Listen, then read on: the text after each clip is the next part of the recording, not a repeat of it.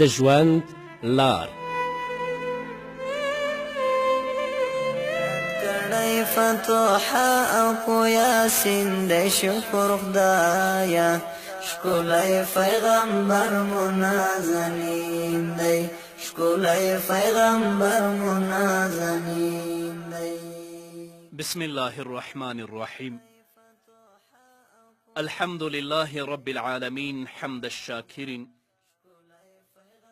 الصلاة والسلام على سيد الأنبياء والمرسلين سيدنا ونبينا وشفيعنا ومولانا محمد وعلى آله وأصحابه الطيبين الطاهرين.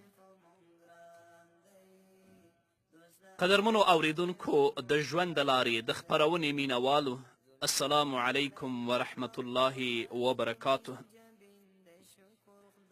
ستاسو روغتیا او خوشحالي د پاک رب نه غواړم، په دې هیله چې د صحت او عافیت جامې پر تن ولرئ او خوشحالي مو په برخه وي. دا دی زه محمد یاسین فهیم د ژوند د لارې د خپرونې په وړاندې کولو کې ستاسو په خدمت کې یم. زموږ د نن ورځې د خپرونې موضوع بیا هم له مرګه وروسته دویمه نړۍ. قدرمنو اوریدونکو، په محشر کې له سختې ویرې او پریشانۍ سره بیا هم مؤمنان به په یو بل حال کې وي چې په دوی باندې به هیڅ غم نه وي او دوی سره به هیڅ ویره هم نه وي. عزتمن ملائک به ورسره مخ کیږي. همدغه عزتمن ملائک به د دوی ویره ختموي، زړونو ته به ډاډ ورکوي، لکه چې الله رب العزت په خپل کلام کې په سورة انبیا کې 103 آیت کې فرمایي: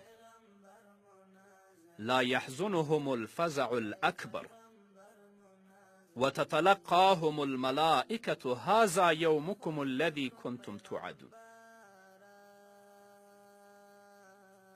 نه به خفه کوي دوی لره لویه ویره او مخکیږي به ورسره ملائک ورته به وایي دا ستاسې هغه ورځ ده چې له تاسې سره یې وعده کیدی شوه.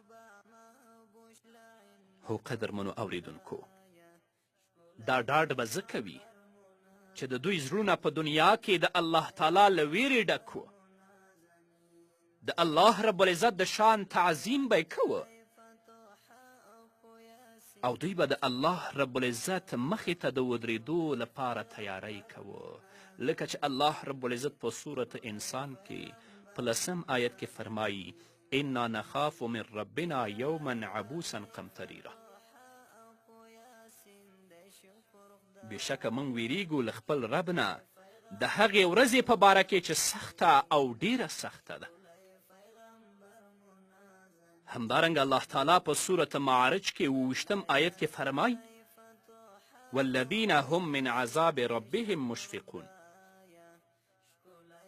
او هغه کسان چې دوی د خپل رب له عذاب څخه ویریدونکي دي. همدارنګه الله تعالی په سورة انسان کې 11 آیت کې فرمایي: فوقاهم الله شر ذلك اليوم ولقاهم نضرة وسرورا. نو بچ وساتل الله تعالی دوی لره د شر د دغې ورځې نه او مخامخ یې کړل له تازګي او خوشحالي سره. فوقاهم الله شر ذلك اليوم ولقاهم نضرة وسرورا. و پیغمبر علیه الصلاة والسلام فرمای، الله فرمای زما دې پر خپل عزت قسم وي، زه په بنده باندې 2 امنه او 2 ویرې نه راجمع کوم. که په دنیا کې زما نه ویریږي نو په هغه ورځې ویروم چې بندگان پکې راټولوم، او که په دنیا کې راڅخه وویریږي نو په هغه ورځ کې به بې ویرې وي چې زه پکې بندگان راټولوم. نو راځئ چې په دنیا کې د الله نه وویریږو، خپل ژوند د الله رب العزت د حکمونو او د الله رب العزت د اوامرو په رڼا کې تیر کړو، تر څو په هغه سخته ورځ کې د هغې ویرې په ورځ کې الله رب العزت موږ په امن کې وساتي او هغه ویره الله رب العزت زموږ نه ختمه کړي. او که دلته په دنیا کې ژوند مو د الله رب العزت د اوامرو او د احکامو خلاف تیروه، په بدبختیو، بېحیاییو او په حرامو کې اخته وو، نو په هغې ورځ کې به د الله له طرفه په موږ باندې ډېره سخته ویره وي او دا سخته ورځ به الله رب العزت نوره هم را باندې سخته کړي. نه قدرمنو اورېدونکو ورونو او خویندو، د محدود او لنډ ژوند دپاره خپل ابدي ژوند کله هم مه خرابوئ. نن په دې لنډ ژوند کې خپل ژوند د الله رب العزت د احکامو او د اوامرو په مطابق او رڼایي کې تیر کړئ، تر څو رب العزت تاسو ته ابدي او تلپاتې خوشحالیانې او نعمتونه در په برخه کړي. او که د دنیا په لنډ ژوند باندې دوکه شوئ، د دنیا ژوند ته مو ژوند وویلې، نو بیا به په هغه تلپاتې ژوند کې ستاسو لپاره نه نعمتونه وي، نه به ستاسو لپاره خوشحالیانې وي او نه به ستاسو لپاره بیا امن وي. الله دې خپلې ویرې ته زموږ په زړونو کې ځای ورکړي. همدارنګه د قیامت په ورځ به هر انسان له خپل عمل سره سم راپاڅېږي، نو له مؤمنانو سره به آساني کیږي او له کفارو سره او هغو کسانو سره چې هغوی په دنیا کې ژوند د الله د حکمونو او اوامرو خلاف تیر کړی، هغوی سره به سختي کیږي. بلکې کافرانو ته د ډېرې غصې له امله او د هغوی د زړونو د پریشانی او ویرې، د بدنونو د رپېدو او د ډېرو خولو له امله به ځینې په داسې حالت کې راجمع کیږي چې په ذلت او سپکاوي به دلالت کوي. چې راپاڅېږي ټول به یې پیژني چې دا ذلیله، دا سپک ګنهګار دی چې ژوند یې په بېحیایي، په فساد او په بدبختیو کې تیر کړی دی. او ځینې کافران به داسې وي چې هغوی به په خپلو مخونو را روان وي، لکه چې الله رب العزت په سورت اسراء کې 99 آیت کې فرمایي، موږ به راجمع کړو دوی د قیامت په ورځ ړانده، ګونګیان او کاڼه، د دوی د اوسېدو ځای به دوزخ وي، هر کله چې اور کم شي نو موږ به زیات کړو په بلولو سره. مأواهم جهنم کلما خبت زدناهم سعیرا. د بخاري او د مسلم حدیث دی. راوی د حدیث حضرت انس رضی الله تعالی عنه دی. هغه فرمایي یو کس راغی نبی کریم صلی الله علیه وسلم ته ویلې ای د الله رسوله، کافران به د قیامت په ورځ په مخونو روان وي. نبی کریم صلی الله علیه وسلم ورته وفرمایل آیا هغه ذات چې په دنیا کې په پښو روان کړي دي پر دې قادر نه دی چې په قیامت کې په مخونو روان کړي؟ بلکل قادر دی. دنیا کې چې کفار په پښو روان کړي دي، نو رب العزت د حشر په ورځ په دې قادر دی چې دوی په مخونو روان کړي چې د لرې نه په دوی کې د سپکاوي او د ذلت نښې ښکاره کیږي. او الله رب العزت به دا کفار د سختې تندې په حال کې راجمع کړي، لکه چې رب العزت په سورة مریم کې 88 آیت کې فرمایي ونسوق المجرمین الی جهنم وردا. او موږ به راولو مجرمان خلک دوزخ ته تیکي. او د شفاعت په حدیث کې چې امام بخاري او امام مسلم را نقل کړی، په هغه کې نبی کریم صلی الله علیه وسلم د کفارو په اړه فرمایي چې کومو کسانو د غیر الله بندگی کړې او له رب العزت سره شرک کړی دی، دغو کافرانو ته به وویل شي تاسې څه شی غواړئ؟ هغوی به ووایي چې ای زموږ ربه، موږ تږي شوي یو، موږ ته اوبه راکړه. نو اشاره به ورته وکړی شي چې تاسو اوبو ته نه ځئ، نو دوی به دوزخ خواته بوتللی شي، او دوزخ به د جل او د تاو په څیر وي چې د لرې نه به هغه اوبه معلومیږي، اما هغه اوبه نه دي، هغه جهنم دی. نو دوی به یو بل وهي نو په اور کې به وغورځېږي. یا الله ته په موږ باندې رحم وکړي او په دنیا کې د نیکو اعمالو توفیق راکړي. په تېرو خپرونو کې تاسو واورېدل چې د حشر په ورځ به الله ته ټول بربنډ ولاړ وي، بربنډ به حشر کیږي. خو لومړنی کس چې هغه ته جامې ور اغوستل کیږي هغه ابراهیم علیه السلام دی. د بخاري او د مسلم حدیث دی. نبی کریم صلی الله علیه وسلم فرمای ای خلکو تاسې به الله تعالی ته په خیبله او بربنډ را جمع کیږئ. خبردار تر ټولو خلکو لومړی چې جامې ور اغوستل کیږي هغه ابراهیم علیه السلام دی. الله تعالی به مؤمنانو ته هم جامې واغوندي ځکه چې دوی هم پر الله تعالی عزتمند دي چې د نورو خلکو په څیر بربنډ پاتې شي. نو الله رب العزت به ورته عزتمنې جامې ور واغوندي او د هغوی د نیکو عملونو په تناسب به ورلره سورلۍ تیارې کړي چې هر یو به خپل د عزت او شرافت ځای ته وړي. او د قیامت په ورځ به تر ټولو لومړی الله رب العزت آدم علیه السلام راوبلي. د بخاري حدیث دی پیغمبر علیه السلام فرمای تر ټولو لومړی به د قیامت په ورځ آدم علیه السلام راوبللی شي. نو اولاد به یو بل ته وګوري او به ویل شي دا ستاسې پلار آدم علیه السلام دی. آدم علیه السلام به وایي چې لبیک و سعدیک. الله تعالی به ورته ووایي په خپل اولاد کې د جهنم برخه بیله کړه. آدم علیه السلام به ورته وایي ای ربه څومره تې بیل کړه. الله تعالی به ورته ووایي له هرو زرو نه 999 د جهنم لپاره. صحابه کرامو وفرمایل ای د الله پیغمبره کله چې له زرو نه 999 د جهنم لپاره بیل کړي نو په موږ کې به څوک پاتې شي؟ رسول الله صلی الله علیه وسلم وفرمایل په نورو امتونو کې زما امت به داسې وي لکه په یو تور غوایي کې چې سپین ویښته وي. د پیغمبر علیه السلام مقصد دا دی چې د نورو امتونو په نسبت تاسې ډیر کم یاست نو داسې حیثیت لري لکه په تور غوایي کې چې یو سپین ویښته وي. نو راځئ چې په دنیا کې هغو عملونو ته مخه کړو چې هغه سخته ورځ الله رب العزت په موږ او تاسې باندې آسانه کړي.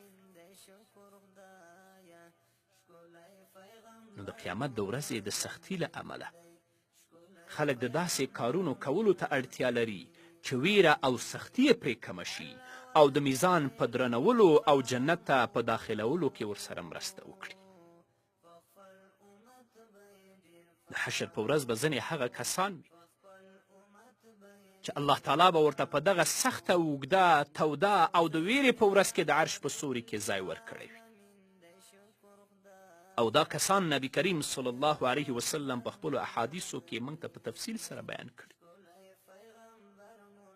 د بخاري حدیث دی پیغمبر علیه السلام فرمای او کسان دي چې الله رب العزت به ورته د خپل د عرش په سوري کې په هغه ورځ ځای ورکړي چې د الله د عرش له سوري پرته نور سوری به نه وي.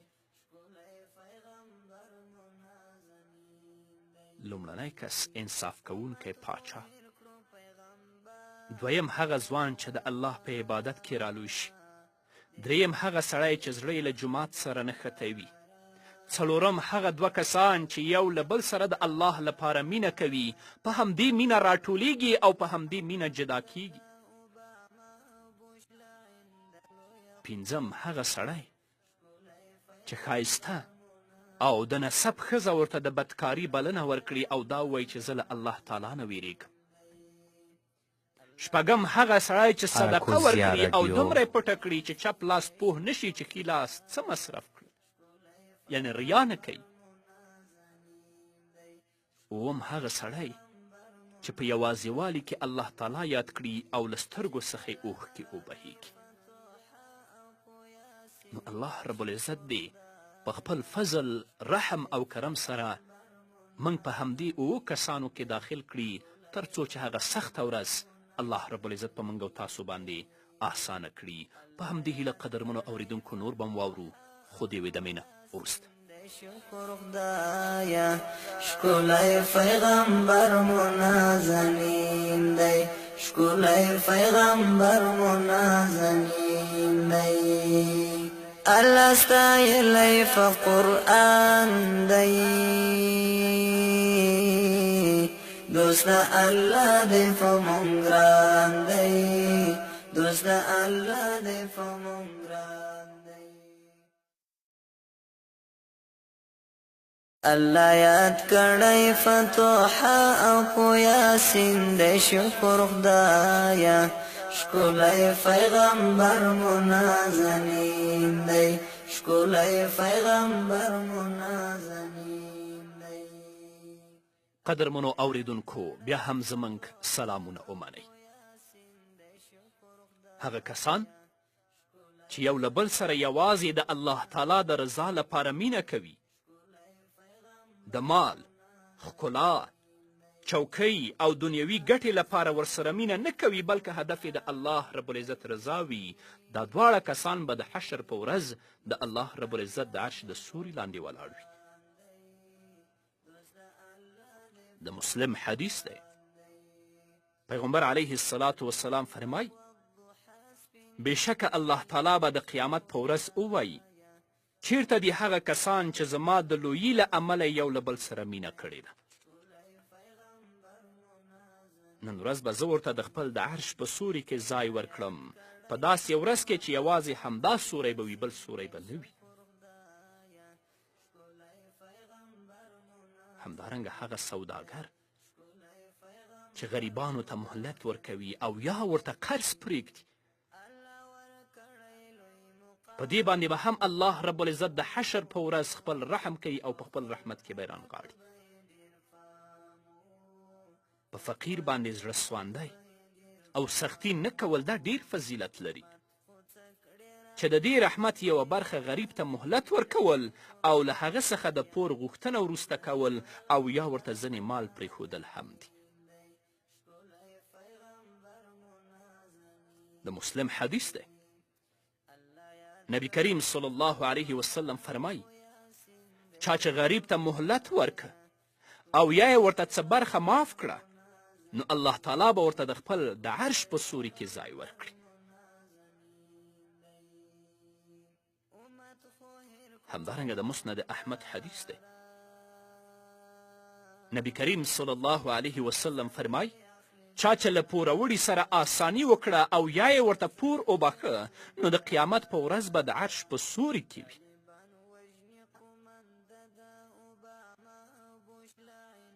همدارنګه هغه کس به هم د عرش په سوري کې وي چې هغه له غریب او له مسکین سره آسانی کوي.